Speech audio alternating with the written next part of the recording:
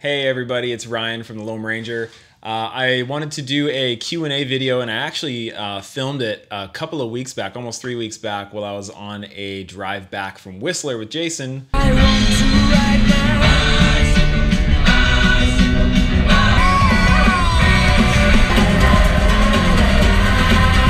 But I realized after the fact that after we finished recording that not all the questions loaded because we were going through the mountains and the reception was pretty spotty. So I didn't get to everybody's questions. So I wanted to redo it now, now that I have all the questions in front of me, and use this as a chance to kind of keep up to date with you guys and where we're going in the next couple of months with the channel and how you guys can possibly help out with that and get your hands on some like sweet stickers and t-shirts and stuff. Now, the biggest question that's been on my mind over the last little while is, what is the winter gonna look like for me and for the channel? Now, I started this officially in April of this year, April 2017, and I started working on it in probably about November of 2016, kind of piecing together, you know, what I wanted on it, what I wanted it to look like. And so anyways, it was always kind of on my mind. I'm like, well, once I get out of the summertime, out of this first summer of this channel, how do I keep that content going? Now, there are some people that live in like super nice places as far as weather goes, and they can ride in those places pretty much all year long. It is definitely not like that where I live. I live in Alberta, and it gets really, really cold and with a whole lot of snow.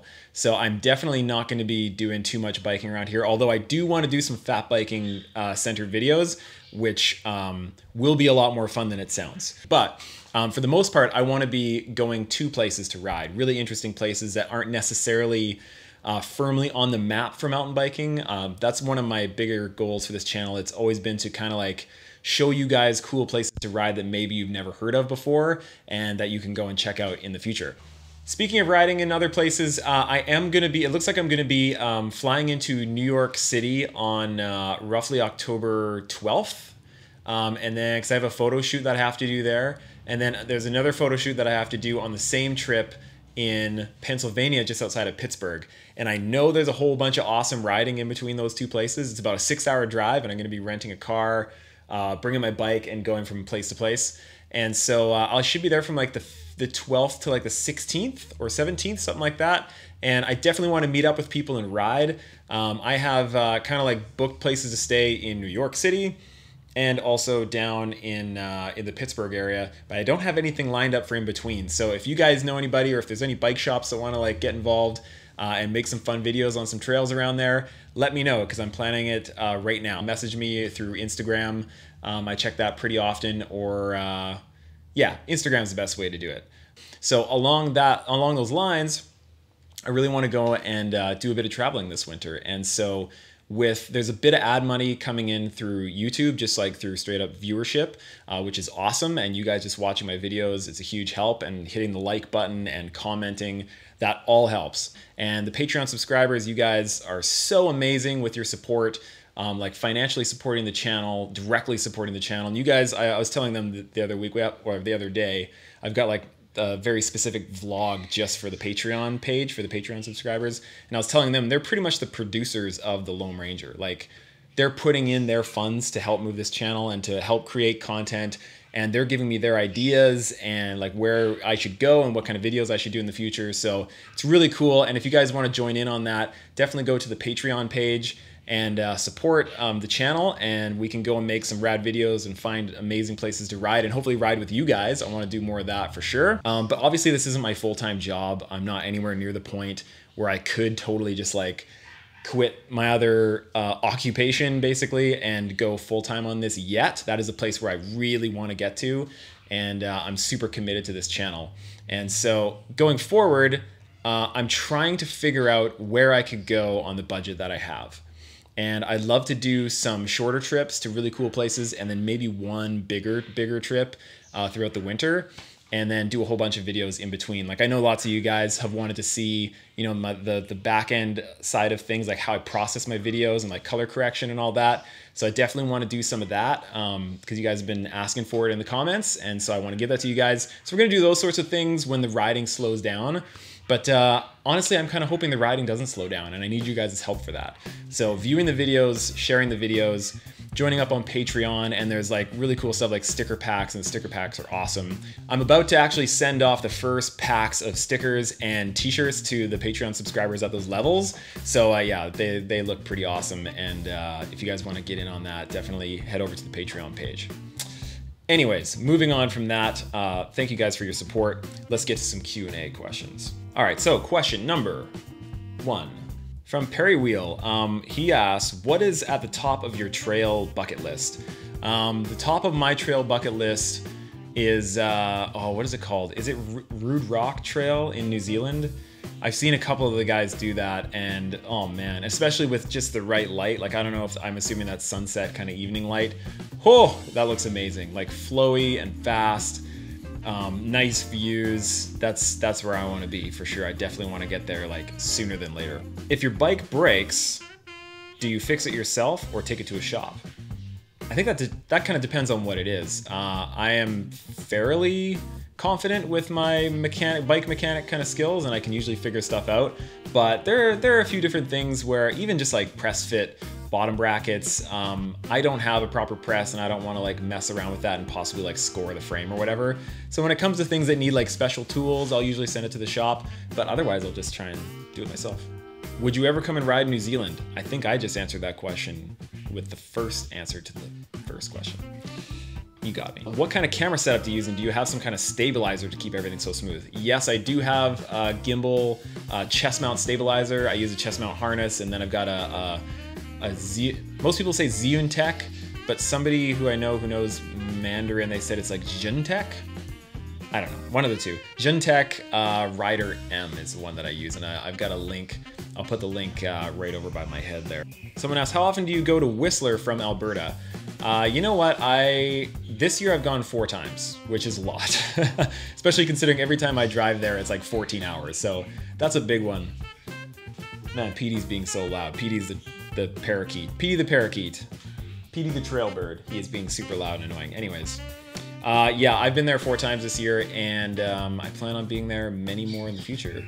Last year I was there twice, and then before that it was like a decade. It was like 8 years before I'd been to Whistler before that. So will you do a collab with other YouTubers? Yeah, that's the best part of all this. I did a collaboration with Eric from BCPOV for the Whistler heli video, which you guys have probably already seen, and if not, check it out right over there-ish.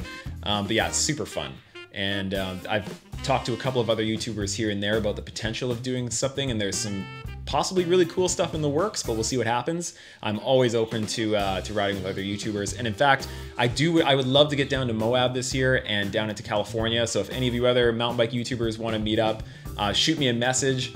Apparently you can message people on YouTube. I've actually never seen where to do it on somebody else's page before, but I've gotten private messages. So I guess you can message me on YouTube or on Instagram is another good way to do it. I check there more often. But yeah, fellow YouTubers, let's meet up and ride. When was your first trip to Whistler? My first trip to Whistler was, I was on tour with a band at the time, and we had a show to play in Whistler, and then I just ended up renting a bike to go in and ride. And I was gonna rent a hardtail too, because at the time I was like fiercely hardtail rider. Like, there's no way I'm ever getting on a full suspension mountain bike, that's dumb. But everybody at the rental shop was like, no dude, like you're gonna have a really bad time unless you get full suspension. And thankfully I listened to them and I had a lot of fun, and yeah, I kept going from there. Any tips for buying your first bike for DH/trail riding at a bike park? Well, if you're staying just at a bike park and you're only doing bike park, then you know, a full-on downhill bike is probably your best bet. If you are doing trail and downhill and you only have room for one bike, which is kind of my situation, you know, the one that I'm riding, like a Giant Rain, seems to be a really good fit, but there are so many out there now that can totally, like, even some 140 mil travel bikes can do really good at the bike park with the type of geometry they have now. Honestly, pick anything from like 2015 and newer. Get your size with as far as what's comfortable for your reach, and you're gonna be good. Like I would say, you know, 150 millimeters up as far as travel goes, you'll be just fine for the park unless you're going super, super hard. Yeah, for trail riding, I don't know, there's lots of good options out there for sure. The Rocky Mountain Altitude was a sweet, sweet bike that I was riding earlier this year, and I could see that being an amazing performer in pretty much any situation, so you might want to check that one out too. What will be the next addition to your bike? To my Rein, I don't know. I'm potentially selling the Rein. Not because I don't like it, but more so because I tend to just do that every year.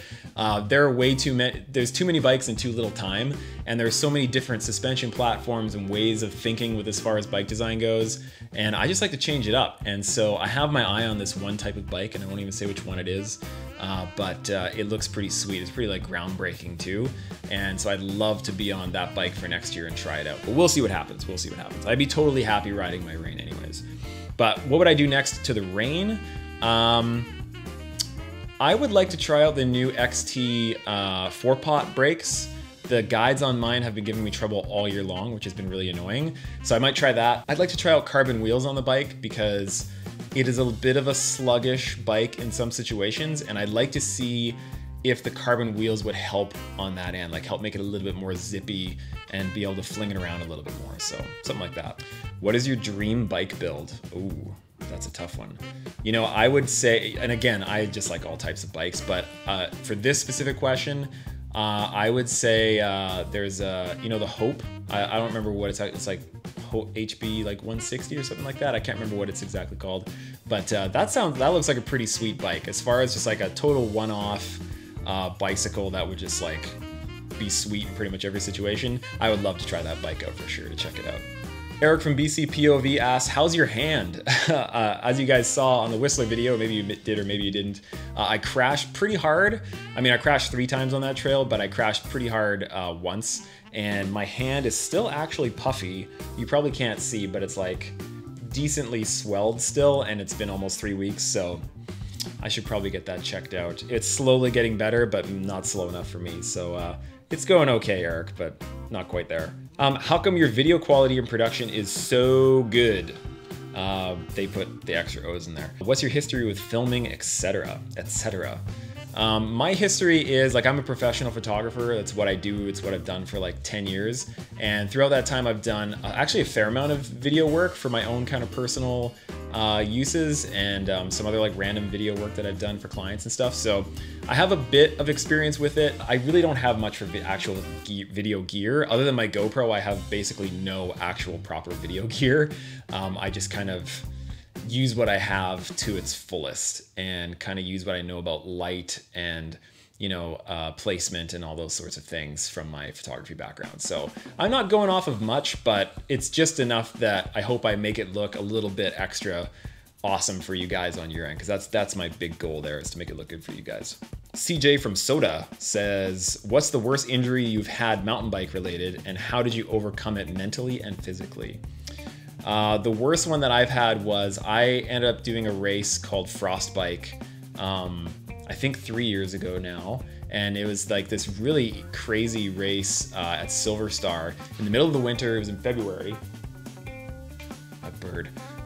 Middle of the winter in February. And they took one of the steepest parts of the mountain and created a downhill course. And so when I was signing up for this, I was looking at videos from years past, and there was always like lots of deep powdery snow, and guys are just like swimming through the snow, nothing super high speed. And at the time I had just gotten an Intense M9, and I'm like, oh, I'm totally signing up for this. This will be awesome. And so I went and did it. But that year, it basically didn't snow from like end of December to the end of February. And so it was just like ice. It was like super hard packing ice. And so the track was like, everybody was kind of scared of it for the race and for practice. Like, it was kind of terrifying. And so on my race run, I ended up going down the steepest part of the hill, like brakeless, and going into a very fast berm at the bottom of it. And when I hit that berm, I was going much, much faster than I was in practice, which is a very bad idea, by the way. You should know your lines before you get to the race run. But because I was going so much faster, I knew I had to hit the berm higher in order to hold that all the way through. And I didn't realize that out of the top of that berm, there was a big chunk missing. So the berms are made out of ice, basically. And there was a big chunk out of the top missing. And so my front wheel hit that hole, and then the bike stopped. And when I was checking my Strava afterwards, and I was doing, it was like 69.7 kilometers, like 70 kilometers an hour into that berm. And my handlebars smashed into my chest, and I exploded the GoPro that was on my chest at the time. And I went flying over the berm and then down. And so because of that, I ended up displacing pretty much all of my ribs, moving them all around, I guess dislocating them. And none of them broke somehow, which was great though, but they were just like a mess down there. And then my shoulder, you can see here, my shoulder popped out. It was sticking up like this. And so that was pretty brutal. That really hurt. I couldn't sleep for a long time. And it ended up being, and still is, more about the ribs than it was about the shoulder. Like the shoulder is okay now, but the ribs still hurt sometimes. I got to keep it really like loose and do stretches and stuff. But that was a really bad one. And it took a few months to get back up to where I was even sort of comfortable riding. Yeah, just sitting around watching YouTube and Red Bull TV and just kind of trying to get better. I had a really good physiotherapist and that helped. So yeah, every single day you just kind of work on it. You go and work on your strength. And if you see improvement every day, that's kind of how I moved forward with it for sure and kept me moving forward. What's your favorite track at Whistler? As far as a jump trail, I would say Dirt Merchant, and I hit Dirt Merchant sometimes. Sometimes when I go to Whistler, I feel like I don't have it in me to hit that trail, and then other times I just like right into it, hitting the jumps, having a ton of fun. So it really kind of depends on when I'm there, and hopefully the next time I'll be more ready for that trail. Can you bunny hop? Maybe do an instructional video on that. I'd watch it. I can bunny hop. I can't like bunny hop like a picnic table, but I can like get over stuff on the trail, if that's what you mean. As far as like good bunny hop videos, check out Skills with Phil or Seth's Bike Hacks. Both of those guys have really good like bunny hopping videos, so I'll let those boys show you how to do it. What are your future riding plans? As of now, I really want to get out to the Sunshine Coast again. As soon as the weather gets really cruddy here, I want to get out to the Sunshine Coast and do some trail riding and maybe hit Coast Gravity Park again. I'd like to get down to California or Moab and then do like a further trip. So either I was thinking like in Nice, France, or Finale-Laguerre. I don't know how that's how you say it or not. Or maybe even New Zealand, but pretty expensive trip. So it kind of depends on how things go. What brand was your first mountain bike? I'll take that as what brand was my first real mountain bike?